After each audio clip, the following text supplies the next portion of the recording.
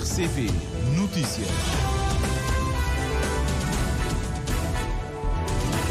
Já são 7 horas em Cabo Verde. Temos agora as notícias no primeiro jornal. Como sempre, a abrir esta edição, os títulos com o editor Júlio Vera Cruz Martins.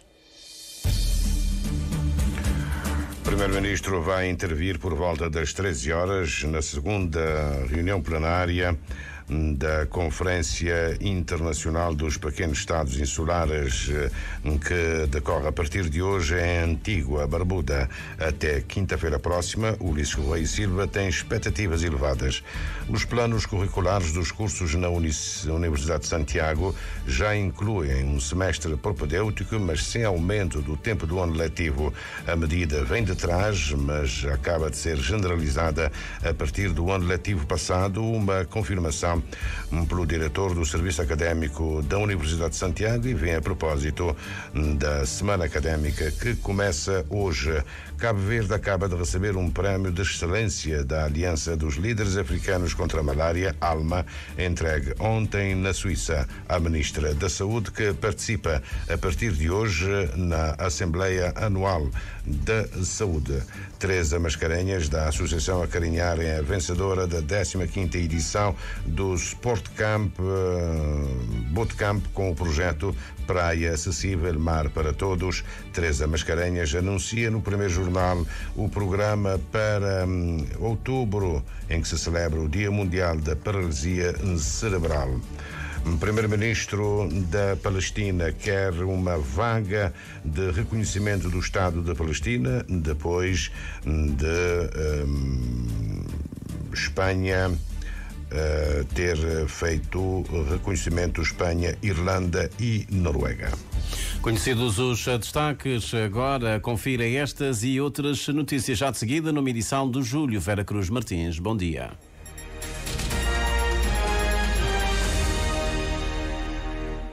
Votos renovados de bom dia, gratos pela preferência que nos dá. Um deslizamento de terra na Papua Nova Guiné soterrou mais de 2.000 pessoas. A confirmação é das autoridades desse país do Pacífico, em notificação às Nações Unidas hoje de manhã. O comunicado atualiza o número de vítimas da sexta-feira passada e confirma que, de facto, 2.000 pessoas vivas foram soterradas. Uma informação do Centro Nacional de Gestão de Desastre de Papua Nova Guiné ao escritório das Nações Unidas na capital Moresby. As Nações Unidas e o Banco Mundial têm dito que a Papua Nova Guiné tem um dos climas mais úmidos do mundo e chuvas fortes atingem regularmente as regiões úmidas das terras altas. Segundo os cientistas, a variação nos padrões de precipitação devido às alterações climáticas está a aumentar o risco de deslizamento de terra no país. Em março passado, pelo menos 23 pessoas tinham morrido num deslizamento numa província vizinha. Os pequenos estados insulares devem ter acesso a instrumentos de financiamento previsíveis e ajustados às suas especificidades, como o desembolso plurianual. A ideia vai ser defendida hoje de manhã pelo Primeiro-Ministro num encontro organizado pelo Banco Mundial dentro da Conferência Internacional sobre os Pequenos Estados Insulares em Desenvolvimento, que decorre a partir de hoje em Antigua, Barbuda, até quinta-feira próxima.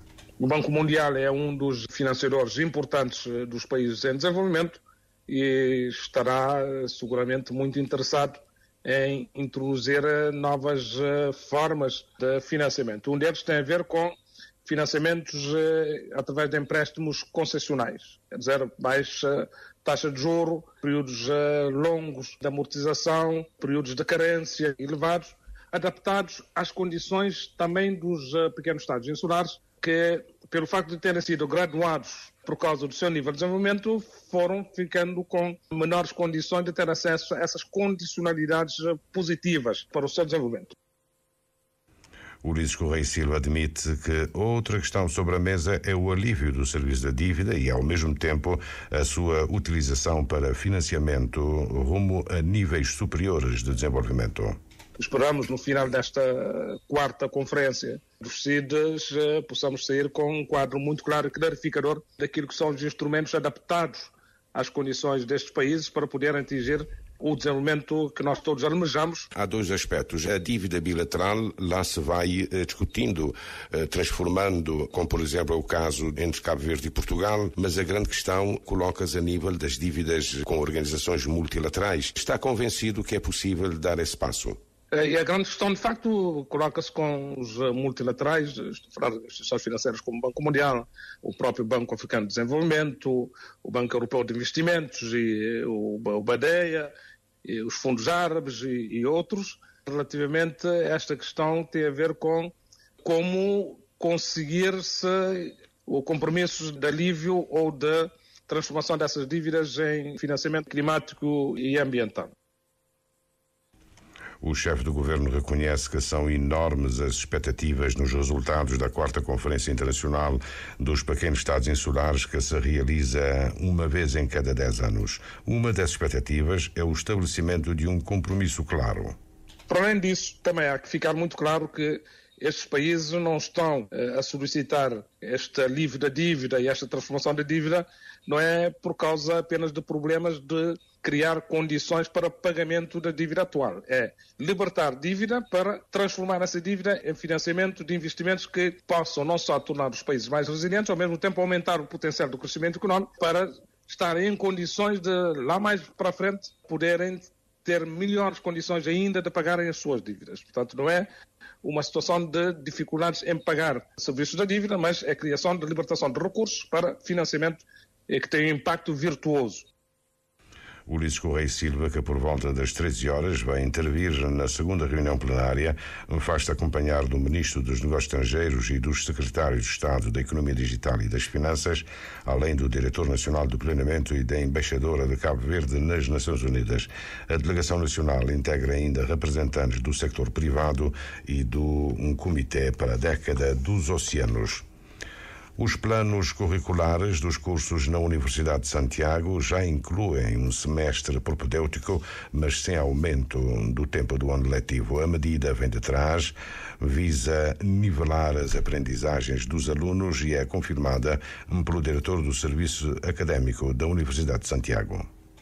De certa forma, nós, desde a montagem dos cursos, nós temos um conjunto de disciplinas que nós identificamos serem fundamentais para o desenvolvimento dos alunos.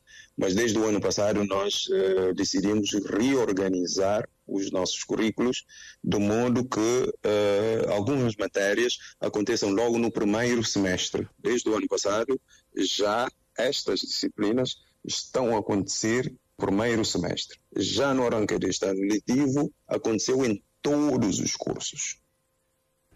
Lamine Tavares reconhece que o propedêutico já vem de trás, mesmo antes da generalização, agora decidida pelo Conselho Científico. A Universidade de Santiago tem por essencial facultar aos alunos pós-secundário conhecimentos básicos. Por exemplo, os alunos começam a ter a introdução de métodos e técnicas de pesquisa no primeiro semestre, porque irão desenvolver trabalhos voltados para o desenvolvimento científico, com metodologias específicas, e já têm no primeiro semestre. Nós temos também algumas disciplinas como ética e deontologia, que nós entendemos serem fundamentais logo no primeiro semestre. E nós já fazemos dentro dos nossos currículos este alinhamento sem a necessidade de se vir aumentar mais um ou outro semestre. Entretanto, cabem às autoridades fazer a melhor análise, ver como é que se ajustam os currículos para que os alunos saiam melhor preparados do 12º ano. Vem isto a propósito da Semana Académica que começa hoje no campus do Bolanha, Santa Catarina, com uma conferência inaugural pelo Presidente da República sobre democracia e direitos humanos. Primeiro, para dizer que a Universidade de Santiago, neste momento, tem dois campos, um em Assumada e o outro na praia. Nós pretendemos promover atividades nos dois campos. Mais do que isso, também queremos regressar à origem, visitando a Cidade Velha, numa perspectiva clara de trazer os nossos discentes e docentes e celebrar junto com onde tudo começou. Quando nós estamos aqui a falar das feiras, há um conjunto de dimensões que nós trabalhamos efetivamente. Hoje em dia, nós trabalhamos dentro da universidade fortemente as questões voltadas para a saúde, para a educação, para o ambiente, para a tecnologia, e nesta perspectiva nós estamos a promover aqui um conjunto de ações dentro da Semana Académica. A visita à Cidade Velha já amanhã, as feiras Cultura, Saúde e Bem-Estar programadas para os 2 campos, quarta e quinta-feira, Feira de Livros, Tecnológica, das Profissões, Solidária e à cabeça a Feira da Saúde. Cabo Verde acaba de receber um prémio de excelência da Aliança dos Líderes Africanos contra a Malária, ALMA, entregue ontem na Suíça, onde está a começar a Assembleia Mundial da Saúde. A Ministra da Saúde encara o prémio da ALMA como complemento do certificado da Organização Mundial da Saúde, que declara Cabo Verde como país livre de paludismo. Nós temos agora que focar na manutenção da certificação. Este prémio nos encoraja por ser um prémio de excelência, por mostrar que é possível eliminar o paludismo.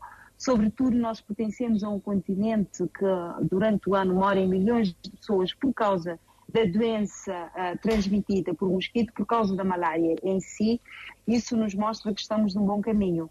Isso vem, sim, completar ou vem somar a certificação. Isso nos mostra que quando nós temos medidas de políticas assertivas, quando nós temos engajamento do governo, quando nós temos a multissectorialidade, quando nós temos profissionais de saúde dedicados, quando nós temos o povo cabo-verdiano que abraça as causas, que sim, juntos nós conseguimos vencer os desafios que nos apareçam ao longo dos tempos. Filomena Gonçalves realça que, além da manutenção da certificação, o plano estratégico estabelece como objetivo a prevenção e a eliminação de todas as doenças provocadas por um mosquito vetor. A Ministra da Saúde revela que o ponto central da Assembleia Mundial da Saúde é a revisão do Regulamento Sanitário Internacional. Este processo iniciou-se na 65ª Assembleia Mundial de Saúde em 2022, visa atualizar e fortalecer as normas que regulam a resposta global a emergências de saúde pública. O grupo de trabalho tem estado a trabalhar de uma forma intensiva para apresentar um pacote de emendas que promovam maior equidade e eficácia nas respostas às crises sanitárias. Nós esperamos que estas emendas sejam consideradas e potencialmente adotadas durante esta Assembleia. Mas já está na mesa que, caso não se consiga fechar todo o processo nesta Assembleia, que possivelmente estar-se a realizar uma Assembleia Mundial extraordinária para o efeito. Um outro ponto significativo da agenda é o novo acordo global sobre a pandemia, que complementará as emendas ao Regulamento Sanitário Internacional. Cabo Verde espera ter o apoio da Organização Mundial da Saúde para o Plano Estratégico de Formação de Recursos Humanos em Saúde. Esse plano já existe, Sra. Ministra? Já temos um plano estratégico, nós contamos, para além da Organização Mundial da Saúde, com outros parceiros também. Já estamos a trabalhar afincadamente e nós acreditamos que dentro em breve estaremos a dar início a esse plano de formação. Queremos pôr a tónica aqui que a estratégia tem que ver, sobretudo, com a formação em job. Esse plano será apresentado quando? Estaremos a fazer uma calendarização da apresentação deste plano, estamos a trabalhar com os parceiros para podermos apresentar o pacote completo. O Secretariado da Organização Mundial da Saúde apresenta ainda esta semana o programa de trabalho para o período Horizonte 2028 aos 194 membros da Assembleia Mundial da Saúde em Genebra. A organização estima que vai precisar de mais de 10 mil milhões de euros para financiar o programa e ainda só tem disponível um terço. Teresa Mascarenhas, da Associação Acarinhar, é a vencedora da 15ª edição do Sport Bootcamp, com o projeto Praia Acessível Mar para Todos. O concurso terminou justamente nesse fim de semana. Ernestina Lopes. Praia acessível, mar para todos foi o tema que deu corpo à ideia apresentada por Teresa Mascarenhas e que mereceu melhor destaque entre os trabalhos apresentados. O projeto Praia Acessível, Mar para Todos é fruto da tese de mestrado da área da comunicação acessível de Teresa Mascarenhas. Falando da acessibilidade de praia acessível, mar para todos, portanto, é um direito humano e das nossas riquezas, que o mar em Cabo Verde, portanto, é a nossa riqueza. E muitas das pessoas não têm acesso ao mar, porque o nosso mar, a nossa praia de mar, não está acessível para as pessoas com mobilidade reduzida. Então, neste sentido, participamos nesta formação promovida pelo Comitê Paralímpico, apresentamos a nossa proposta e o nosso projeto passou, ficou em primeiro lugar. Teresa Mascarenhas já pensa noutras etapas do projeto para beneficiar residentes e visitantes, um deles relacionado com kits de preço para fisioterapia. Esses projetos sociais temos de apostar fortemente na área da rentabilidade e da sustentabilidade, porque caso contrário, depois de algum tempo, o projeto pode morrer. Mascarenhas mostra-se satisfeita com o prémio e promete continuar a trabalhar para a sua materialização na prática. Estamos satisfeitos, é continuar a trabalhar. Temos um projeto também muito interessante, que é um projeto de capacitar as pessoas, principalmente os adolescentes, para começarem a preparar a sua inclusão no mercado de trabalho. Agora estamos à procura dos parceiros para a sua materialização.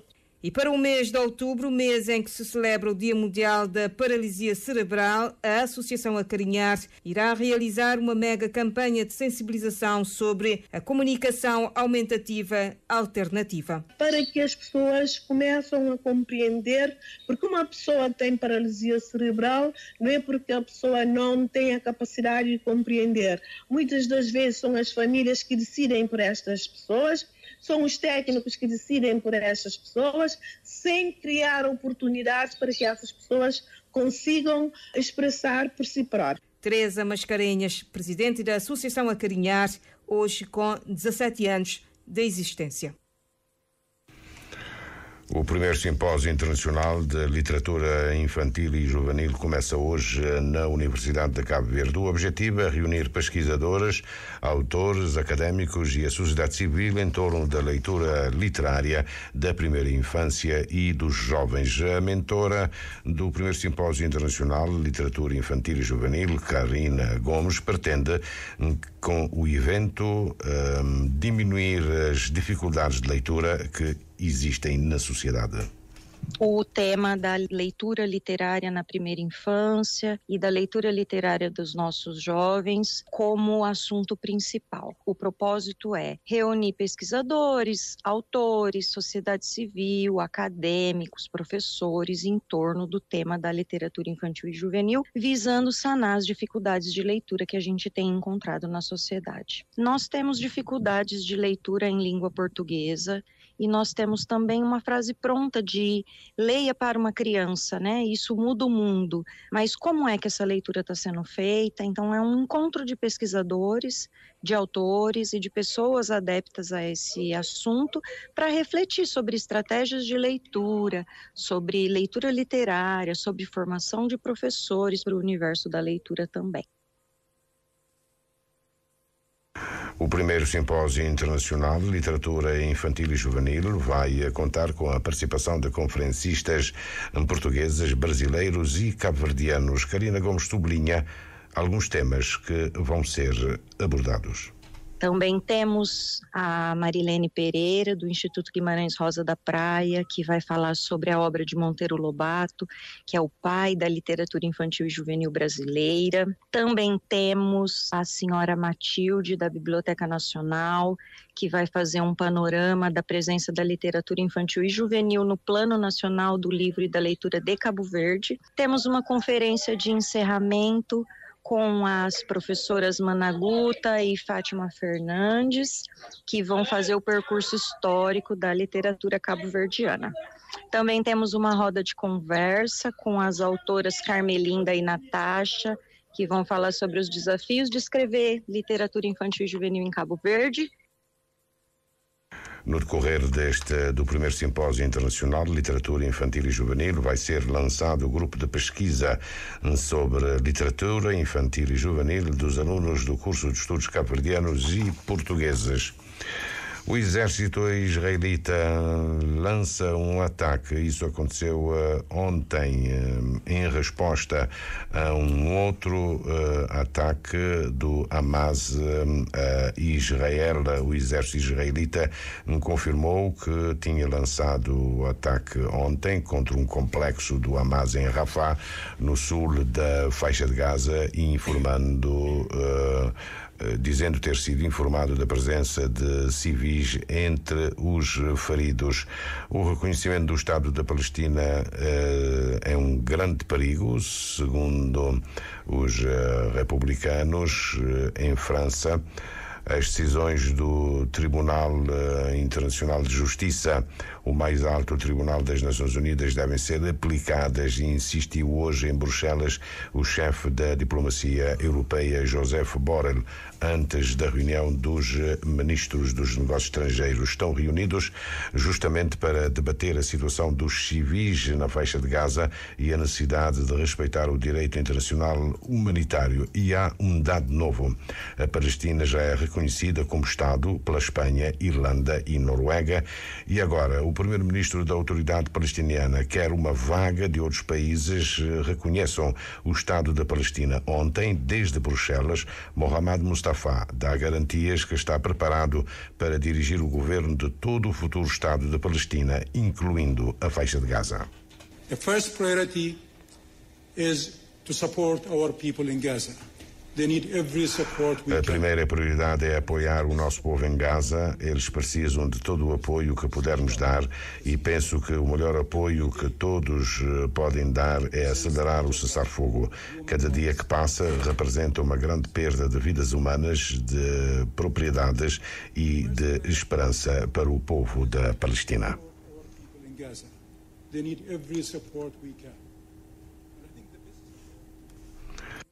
Na reunião de hoje, os ministros dos negócios estrangeiros norueguês, irlandês e espanhol vão explicar os motivos que levam os seus países a reconhecer o Estado da Palestina, uma iniciativa severamente contestada por Israel, que ameaça impedir as organizações não-governamentais espanholas de operar na Cisjordânia. Do lado israelita, multiplicam-se manifestações, como a de sábado, em que é exigida a demissão do primeiro-ministro Netanyahu, acusado de prolongar a guerra na faixa de Gaza para o seu próprio benefício político. A situação no Burkina Faso parece cada vez mais complicada. Os voluntários para a defesa da pátria, constituídos logo depois do início do golpe de Estado, começam a depor as armas. A causa é o aumento das tensões com as forças militares regulares e as suas más condições de trabalho. Maus tratos, perdas humanas significativas, frustrações materiais. Ontem à noite, as reuniões nacionais realizadas deste sábado em Burkina Faso decidiram aumentar o tempo de transição para 5 anos. E o chefe da junta militar pode ser candidato, se assim o desejar.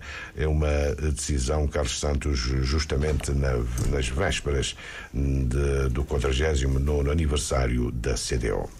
Final desta edição do primeiro jornal para esta segunda-feira, hoje dia 27 de maio, quando já passam sensivelmente 24 minutos das 7 da manhã.